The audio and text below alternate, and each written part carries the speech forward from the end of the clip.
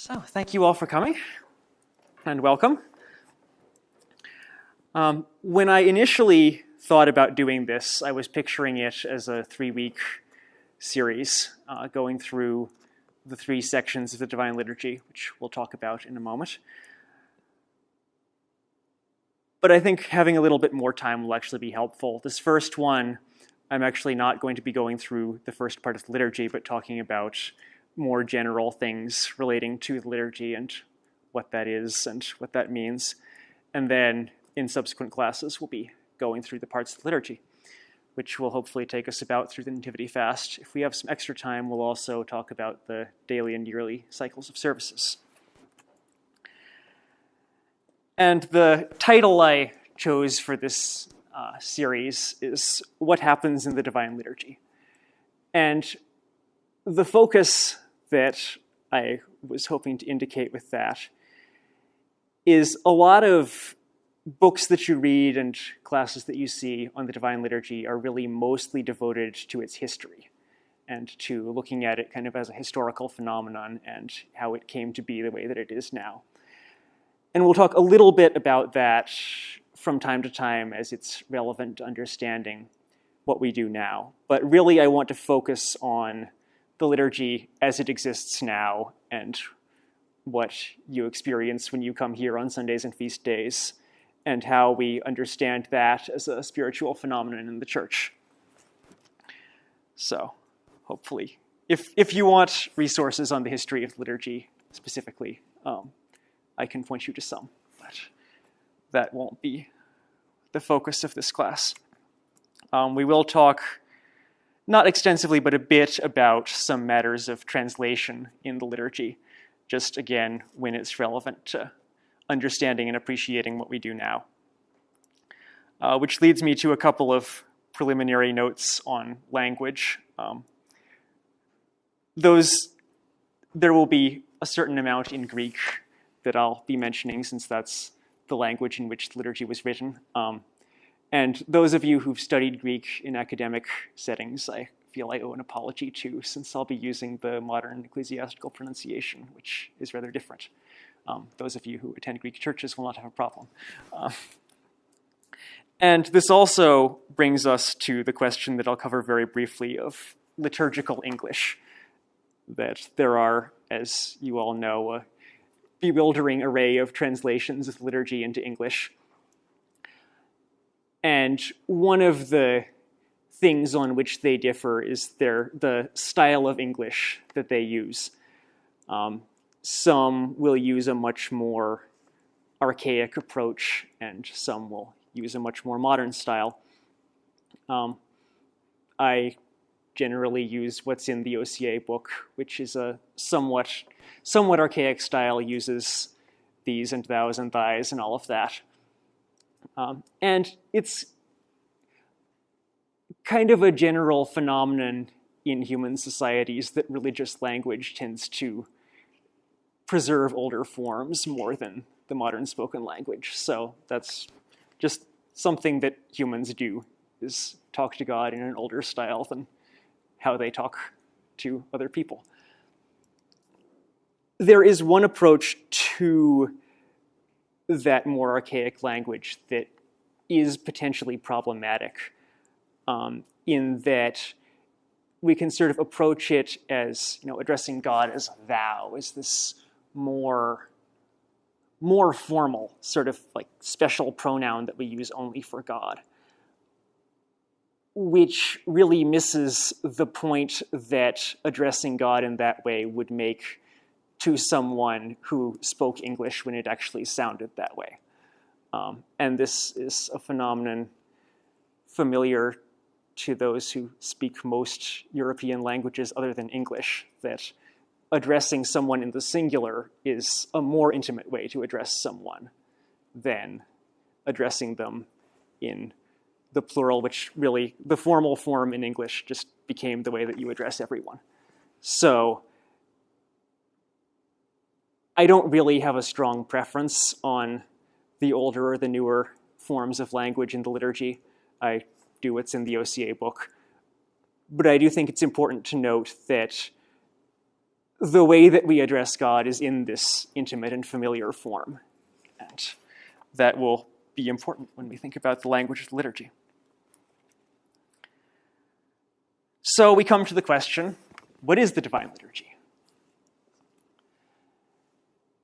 And of course, it's what we do on Sundays and feast days. But, well, there are a number of things it is, and we'll spend most of the rest of the time on the answer to that question. Perhaps most fundamentally, it's the fulfillment of Christ's commandment when he gathered his disciples at the supper before his crucifixion, which in Western Christianity we tend to hear referred to as the Last Supper. The more common Orthodox term is the mystical supper, since it's the supper at which the mystery of the Eucharist is revealed. And also since Christ ate after he was risen from the dead, so it's not really the Last Supper. And so at this, he, as we repeat at every divine liturgy, takes bread in his hands and says, "Take, eat, this is my body, which is broken for you." And he takes the cup and he says, "Drink of this, all of you. This is my blood of the New Testament, which is shed for you and for many." And then he says, "Do this in remembrance of me." And so Christians from that time onward have had as the center of their gatherings for worship this act. But of course, then the question becomes, what do we do with that? And one important aspect of this reenacting, if you will, of this supper is that there's, of course, debate in the timelines of the events described in the gospel, whether we consider this to be the Passover supper or a supper prior to the Feast of Passover. But in either case, what Christ is doing is fulfilling the Passover. And so the great feast of our liturgical cycle, of course, is Pascha. But every liturgy is a Pascha because Pascha means what? Right. It's the Greek form of Pesach, which is the Passover. And so at every liturgy we have our remembrance of the deliverance, not from slavery in Egypt, but the deliverance of mankind from slavery to sin and death through Christ's cross and resurrection.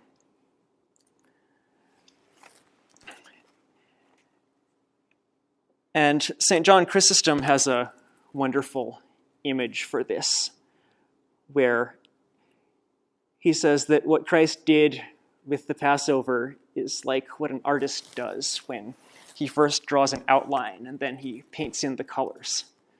And so the Passover was the outline into which Christ fills in the new revelation. So what we do is the new covenant, which is the fulfillment of the old. And there are a number of terms that are used in the Christian tradition for the liturgy, and going through those will shed some additional light on what it is that we do in the liturgy.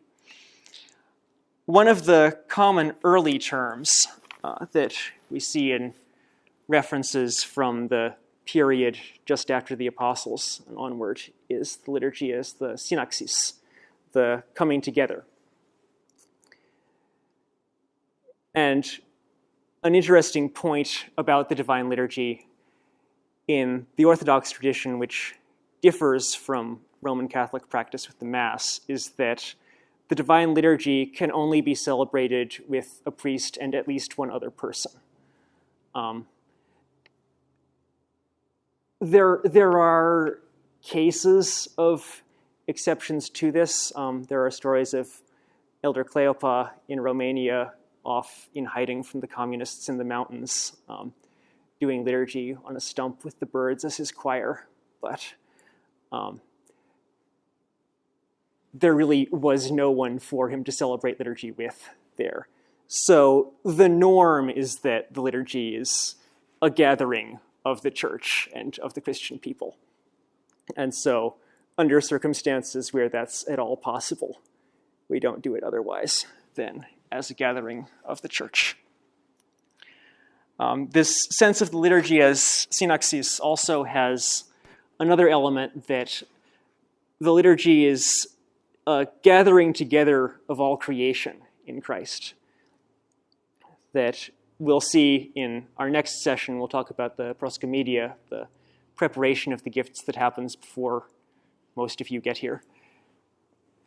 And you'll see in this, the gifts are divided up with particles commemorating all of the living and the departed that there are prayers offered for.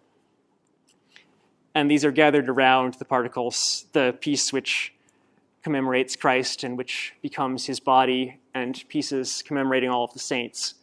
And so we have this image of the church's ultimate goal, which is to gather all of the world together into Christ. And a theme that we'll keep coming back to, particularly in the early parts of the liturgy, but throughout it, is that the liturgy takes place at a particular time, in a particular point in space, but in a sense takes place in eternity and uniting all of the world. There's a sense in which the one divine liturgy is the work that Christ has done in the incarnation and the cross and the resurrection. And each divine liturgy that we do is participating in that. So the liturgy is this eternal reality, and this reality that includes all of the church. So when throughout the world the Orthodox Church is celebrating the liturgy in all of these churches, these are, in a spiritual sense, all the one liturgy. And we hear in the book of Revelation Christ described as the Lamb slain before the foundation of the world. So this salvation that God has worked for us, the crucifixion takes place at a particular point in time, in a particular place. The resurrection takes place 3 days later in a particular place. But all of this is the work of God, who is greater than time and space. And it's that we enter into in the liturgy. And so in a sense, the liturgy is stepping out of our usual categories of time and space into this eternal reality. And when we talk about this stepping out of the world, the goal of that is to lead the world into this eternal reality. That, when man was created, he's created last in the story of creation. And the goal of mankind's existence is to lead everything that's created before him into union with God. And Christ is the one who fulfills that, and the church is participating in that. And so this is why we have all of these commemorations. We say at every liturgy, we offer this worship for the whole world. So a theme that we'll see throughout the liturgy is this theme of the liturgy as supplication for the world. And this reception of the Eucharist, it's possible to fall into looking at this in a very individualistic way. I come to get the grace of God given to me, and this is the thing that I want, and it's for me. But really what we're doing is we're being brought together as a church that's gathered together in Christ, and whose goal is to gather together the world, not just kind of unity for the sake of unity, but to gather the world together into this eternal reality that we experience in the liturgy.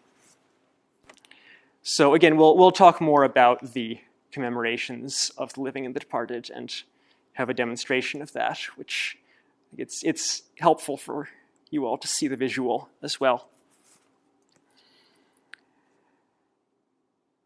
So another term, which is the term that we generally use for the liturgy, is, of course, liturgia. And this is a difficult term, and one that's been subjected to some interesting interpretations.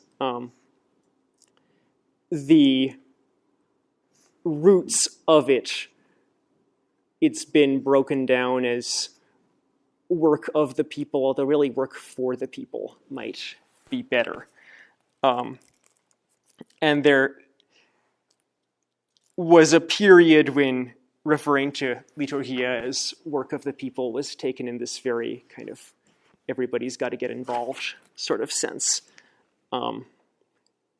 Which, again, the liturgy is a gathering of all believers, so it's not necessarily that the involvement of everybody in the liturgy is wrong. But if we look at the historical uses of the term, which Christians did not invent, then we get a slightly different picture of what the Christians were going for when they started referring to their worship as the Divine Liturgy. And in its classical Greco-Roman usage, liturgia was a public service. Again, a work for the people is probably much closer to the meaning intended. Typically, this would be a wealthy citizen taking on some public service, be it a festival or a community celebration, or, and this gets perhaps closer to our usage, a sacrificial celebration, putting this on at his own expense for the city. And we certainly can see the connection with this in the sense that the Divine Liturgy is a banquet offered by God for all of the people. And on Holy Thursday, when we commemorate the institution of the Divine Liturgy with the mystical supper, there's a reference to it as the banquet of immortality that we enter into. So it's the banquet of immortality laid out for us by God. The term also is used in the New Testament and in the Greek translation of the Old Testament. And in the New Testament, it sometimes refers to just Christians ministering to one another. Paul thanks the Christians I'm blanking on the epistle, I neglected to write it down, but he thanks them for their ministry to him, which is their liturgia to him. But in the Old Testament, and also in some places in the New, it also refers specifically to the work of the priests in the temple. That when Zechariah is fulfilling his time of service in the temple, this is his time of liturgy in the temple, if you will. And so there's this offering to God on behalf of the people that the priests do in the Old Testament, that everyone brings their gifts and the priest brings those gifts to God. And we see that structure very much in the Christian liturgy as well, which it's helpful to look at alongside this aspect of liturgia as the banquet offered by God. So in the liturgy, we talk about the holy gifts, and in one sense, this is the gift that Christ gives of himself to us, but also we talk about bearing gifts to Christ, of bringing the bread and the wine, and by extension, all of our offerings to the church, be they material or by service in the church.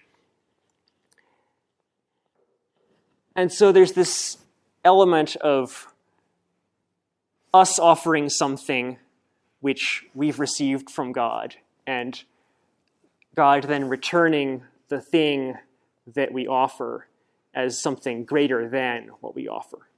So we first recognize that everything we have is from God, and we offer it, which is, the liturgy is also referred to as the Eucharist, and Eucharistia is, of course, Thanksgiving. So We receive the gifts, we offer back to God something in thanksgiving, and God, receiving this, gives it back again to us as something greater, as the gift of himself.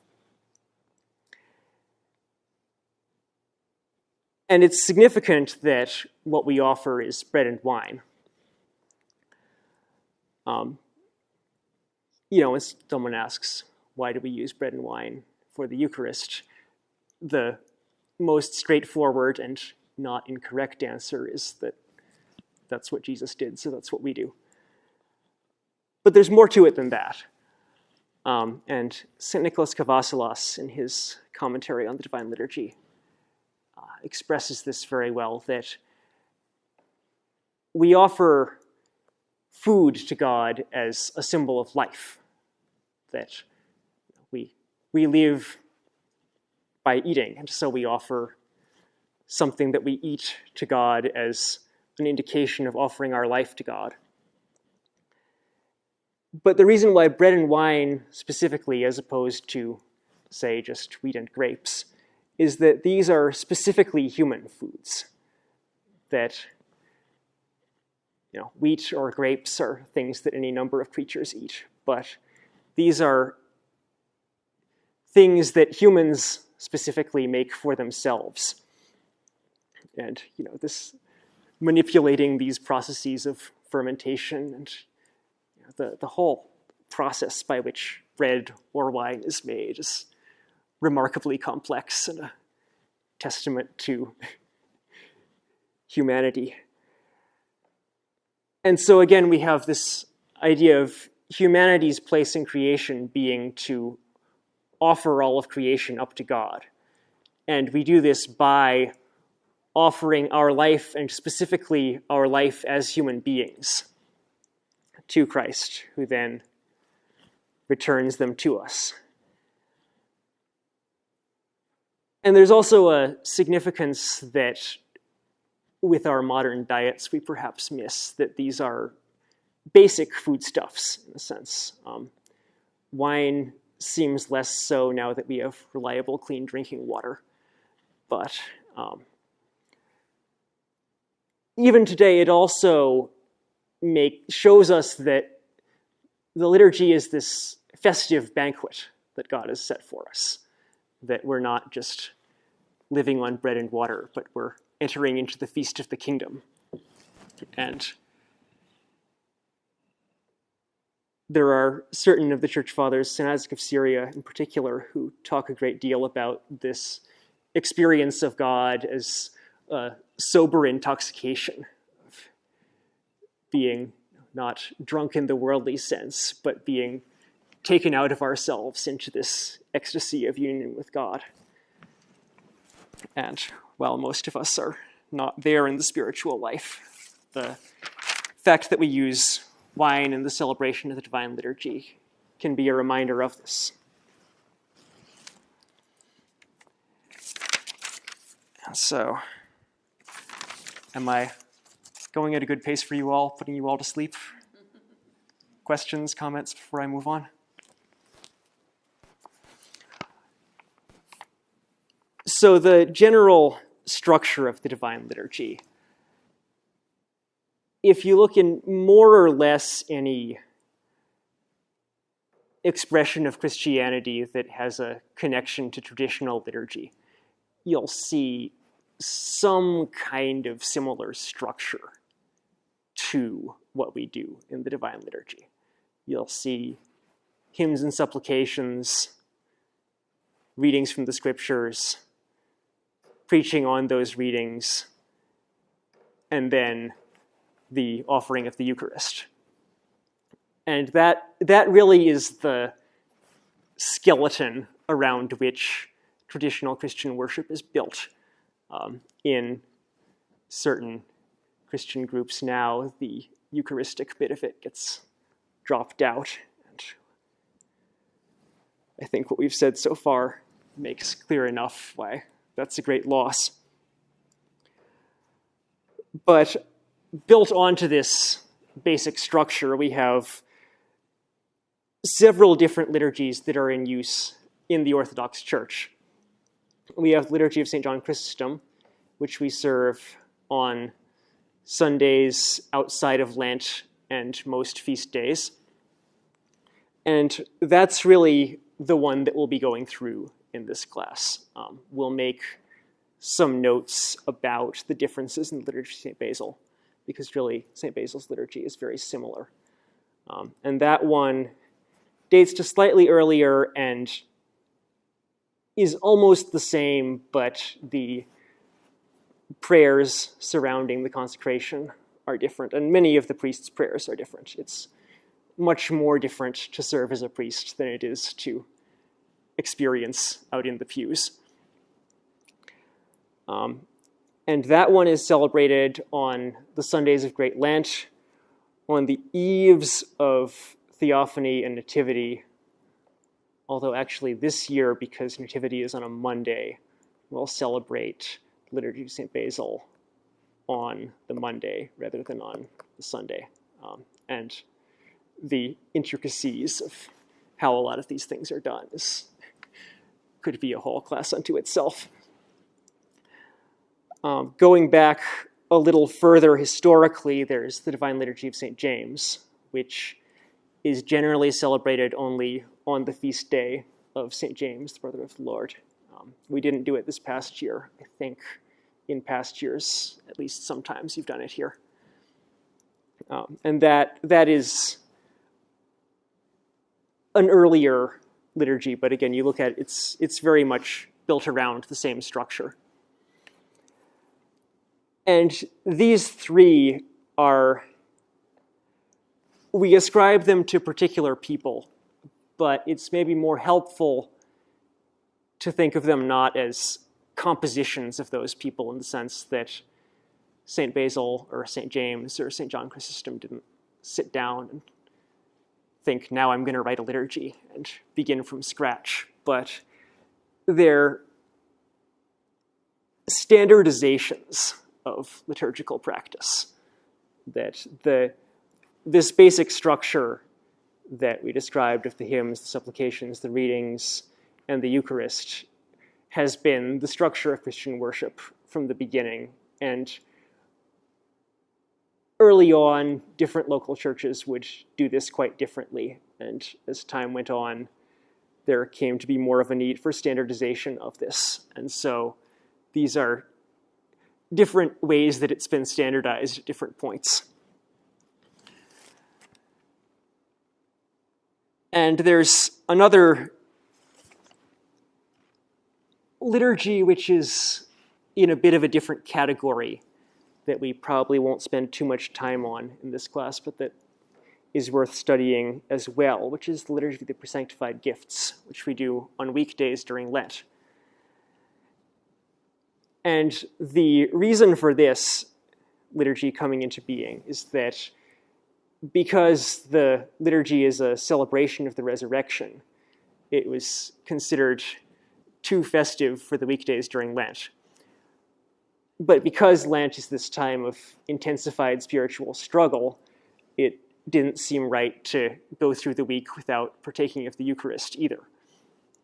And so what happens is that on the Sundays of Lent, the priest will consecrate several lambs, several loaves, as many as there will be presanctifieds during the week, plus one for that Sunday, and set these aside, and communion is given from those. So the Liturgy of the Presanctified Gifts really is a service of administering communion during Lenten Vespers. And so it's a liturgy, but in a sense, it's not a liturgy. And we may discuss that more if we have time, or perhaps during Lent we'll have something going over it in more detail. So the liturgies, at least of St. John Chrysostom and St. Basil, divide into three parts, two of which you all generally see. And the first is the preparation, where the priest enters into the church, and the prayers of this section, which will go through in a little more detail next time, really have this theme of entering into eternity, of moving from the day-to-day existence of this world into this eternal reality that the priest leads the people into, and the people, with God's help, lead the world into. And then the priest is vested, which furthers this entrance into this different reality. And then there is the offering of the proscomedia, where the gifts are prepared for the celebration of the Divine Liturgy. And the proscomedia in the overall history of the Divine Liturgy is a relatively late development and is, as far as I know, fairly specific to our Orthodox practice. We'll talk a little more about how that may have come to be, but this element of commemorating all of the living and the departed we see throughout the liturgy, and we see particularly at the offering of the gifts in the later part of the liturgy. But there's a section actually in the rubrics of what we do where it mentions the priest commemorates by name the living and the departed. And if we were to commemorate all of the living and the departed that we have commemorations for, this would drag on a great deal. And so the proscomedia extends that part in a sense, and very much follows the structure of the anaphora, but does so before the liturgy, where the priest is beginning this offering for the whole world before the group celebration and commemorating all of the people he's already commemorated as a group. And then we move into the Liturgy of the Word, or the Liturgy of the Catechumens, as it's sometimes called, which begins with these hymns and supplications in the antiphons and the litanies, and then centers around the readings from the Epistle and the Gospel. The Liturgy of St. James is a reading from the Old Testament as well. And so there's these readings, and then there's the sermon on the readings, which is the whole way that this section of the liturgy is set up. It has this great reverence for the scriptures. And the priest is always lifting up the gospel book and kissing it and blessing the people with it. But it also shows the role of the scripture as having a definite place within the church. And so the reader comes up to read the epistle, and the priest blesses him to read the epistle. And so with the blessing of the church, the reader reads the epistle, and then the deacon, if, as we are here, we're blessed to have a deacon, reads the gospel facing toward the altar, because the priest or the bishop is standing in the altar, and the deacon is reading the gospel so that the celebrant can come and interpret it. So there's this great reverence for the scriptures, but then also this element of the scriptures as being received from the church and explained within the church. And then it's also referred to as the Liturgy of the Catechumens because, and we still have indications of this within the Divine Liturgy, in the earliest practice, the remainder of the Divine Liturgy was only for those who were already members of the church, and those who were not would leave after the sermon. So we still have this prayer for the catechumens, who were those who are being instructed in the faith, and then following that, the catechumens are dismissed, and we move into the Liturgy of the Faithful, which is centered around receiving the Eucharist. And there are actually a few places where this will still be practiced, in that the catechumens will be sent out to a catechism class that they'll attend for the remainder of the liturgy. But this really makes the point that the remaining part of the liturgy of the faithful, has the purpose of the people who are there receiving communion. And so sending out the catechumens means that those who are there are those who are going to receive communion. And really, if you look at the prayers in this part of the liturgy, they're assuming that everybody who's still there is going to receive communion. So, not how it happens now, but it does make the point that the purpose of attending the liturgy is to be united to Christ in the Eucharist. And, if we're attending liturgy unprepared to receive the Eucharist, you don't want to partake unprepared. And it's probably better to come than not to come at all. But there's an approach where you just come to the liturgy kind of as an observer most of the time and occasionally receive communion. And this is not really consistent with the way that the liturgy is structured.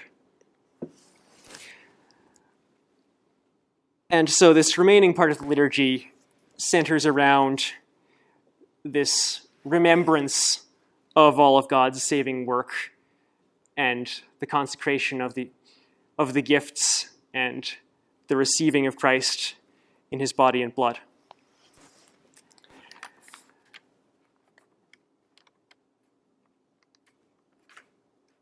And so then, we're making very good time actually, having gone through parts of the Divine Liturgy, there's also the matter to touch on of the people involved in the Divine Liturgy. And one person essential to the Divine Liturgy that you might not immediately think of is the bishop. And we can, of course, say, well, we have liturgy here all the time without the bishop.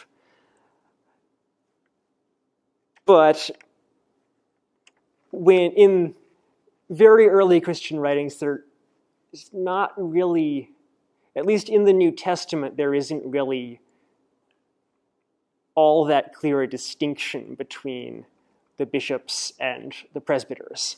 That the bishop is the head of the local church who leads the church in the assembly of the liturgy.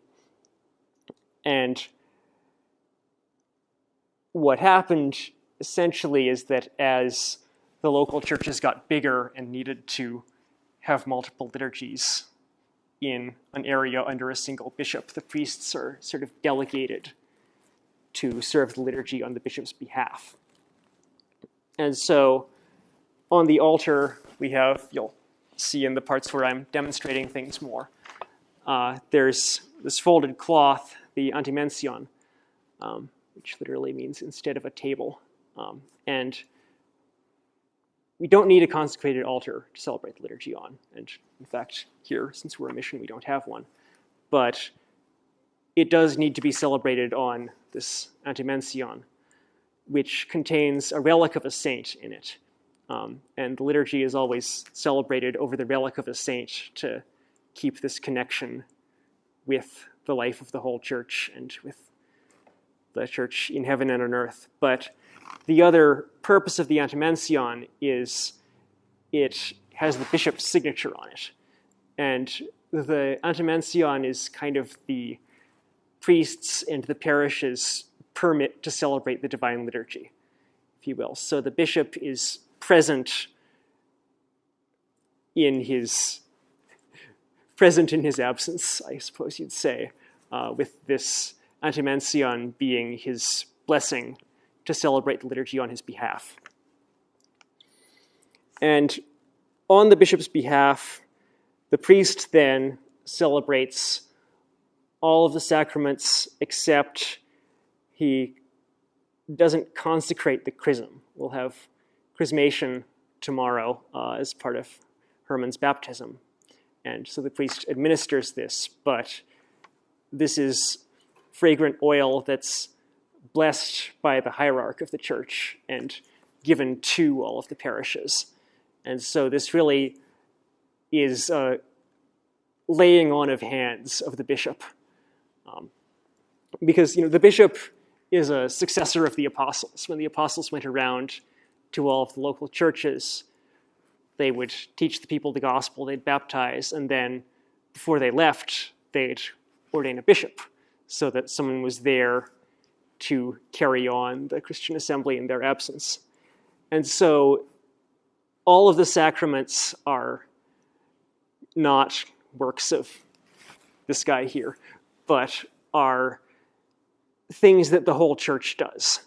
And St. Ignatius of Antioch says, where the bishop is, there is the church. And so the bishop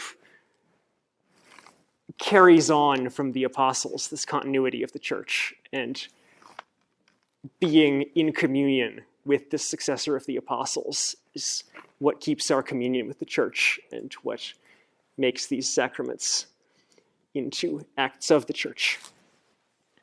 And so the priest does everything but, I mentioned, consecrate the chrism and ordain other clergy who are serving on behalf of the bishop and so need to be ordained by the bishop.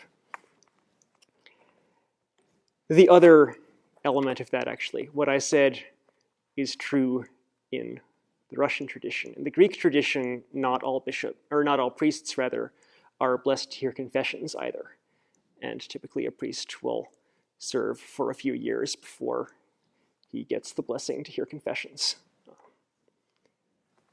Just difference of practice on that. And there's an important point about the priest's role, that there was an early heresy that held that the validity of the sacraments depended upon the priest's personal holiness, which thankfully is not the case. Because again, the sacraments are this work of the whole church, and the priest is the person appointed by the whole church to administer these.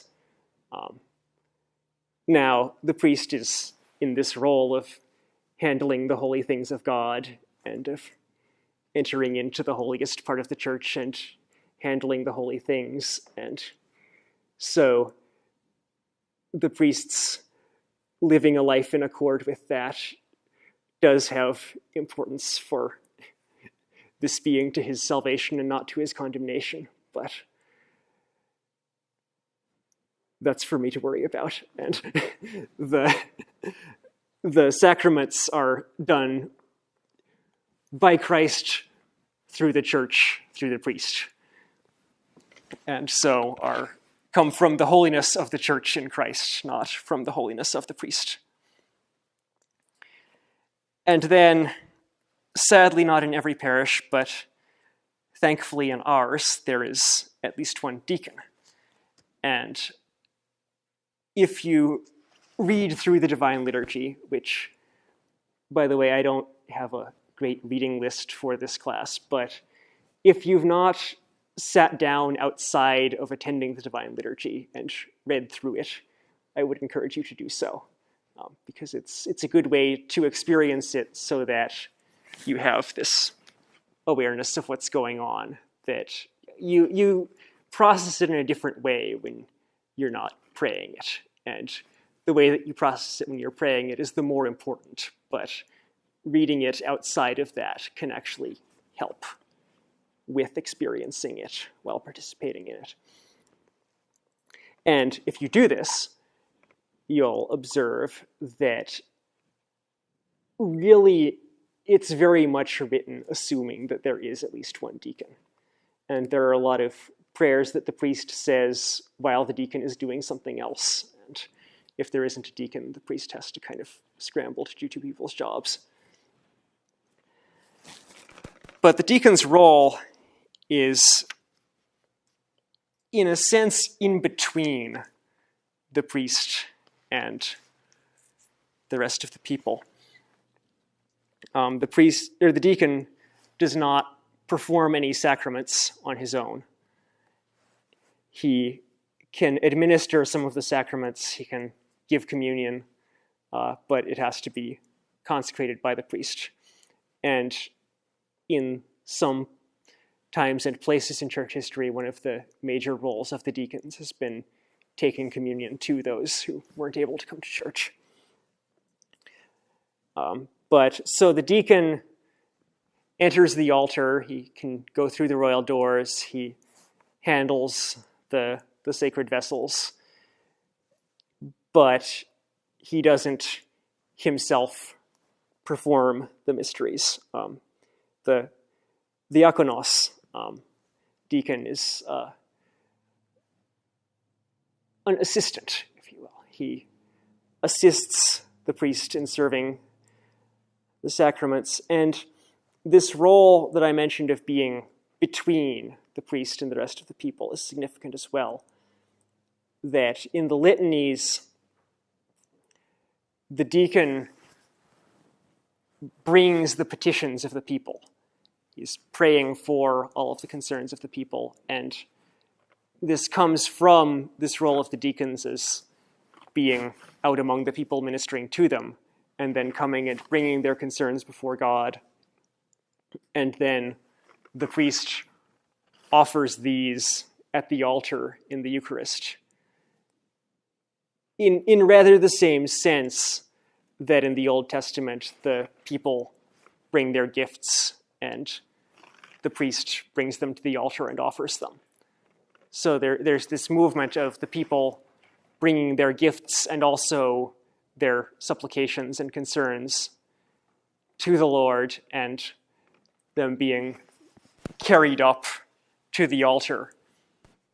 And these petitions in the proscomedia are laid out in the holy offering to God, and after communion is given, the particles commemorating these are put into the chalice and washed in the blood of the Lord.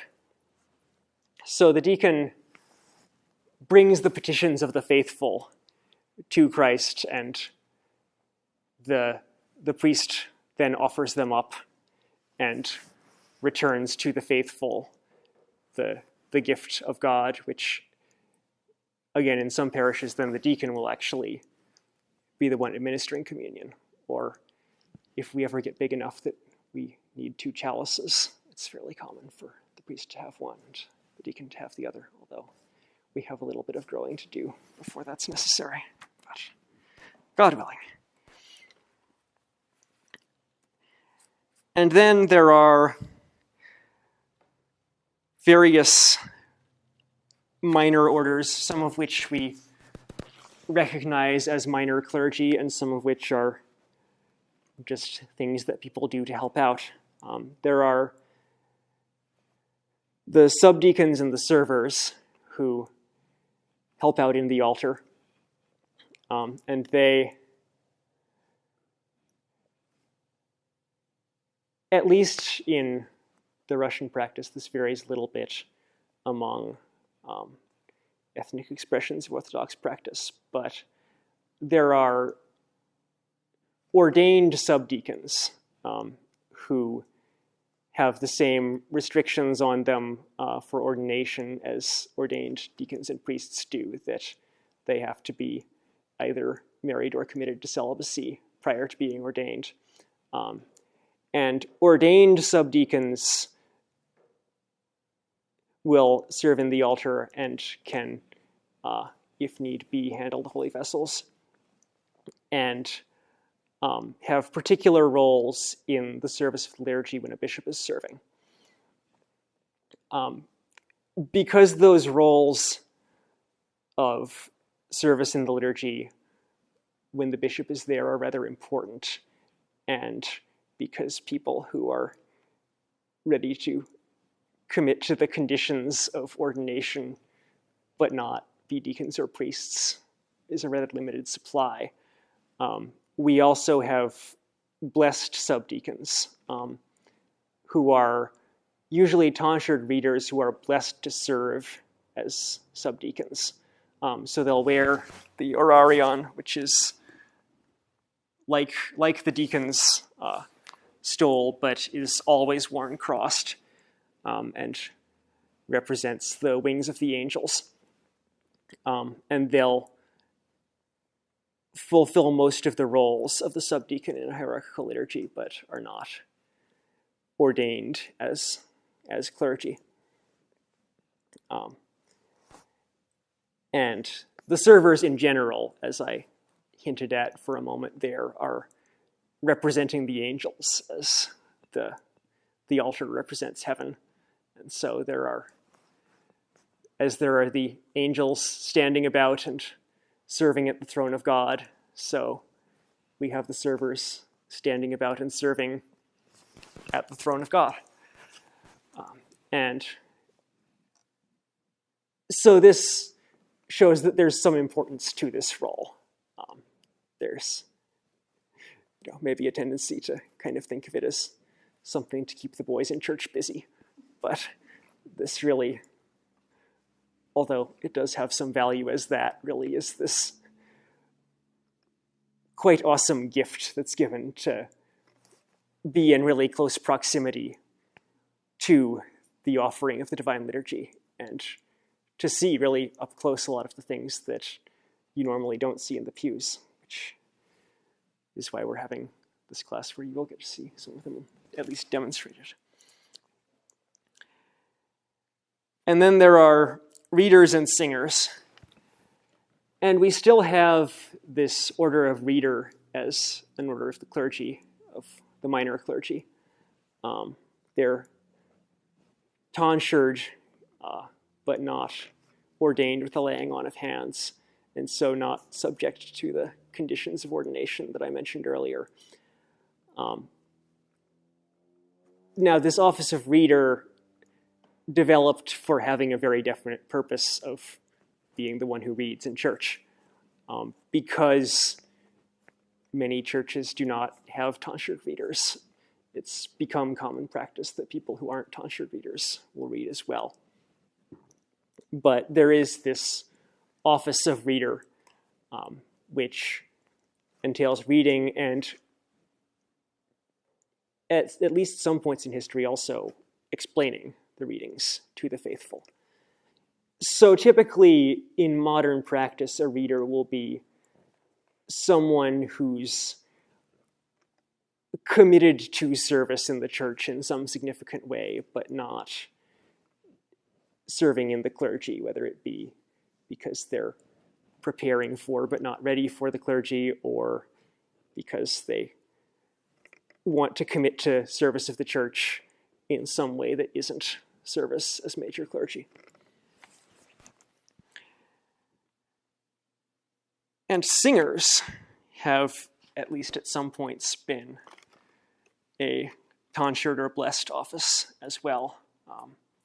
In Greek practice, there still are blessed chanters, but we don't really have a parallel of this. But it does make the point that singing in church, whether it be the choir or if you're in a church where everyone sings, this singing in church is this serious part in participation in the life of the church and in the liturgy.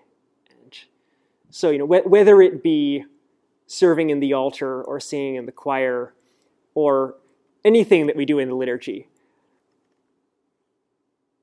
these are important things. And the fact that if you do something to help out in the liturgy, there's probably at some point been a specially blessed office for it. And whether we have a specially blessed office for it now or not, this makes the point that participating in the liturgy is really a blessed responsibility that the church gives to us. And so whether we're standing and praying or serving at the altar as clergy, there is an important role for everyone. And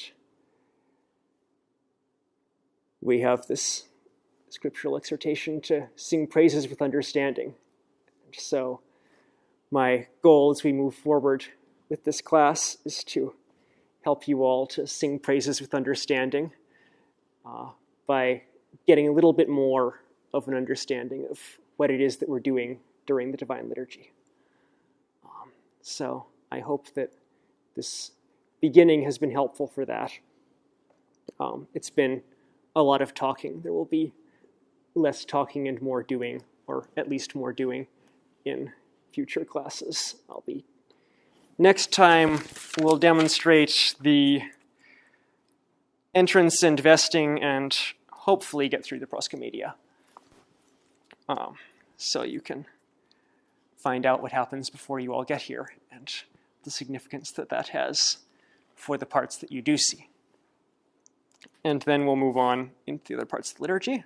And as we have time in the remaining Saturdays of the fast, we'll talk about some other aspects of liturgical life.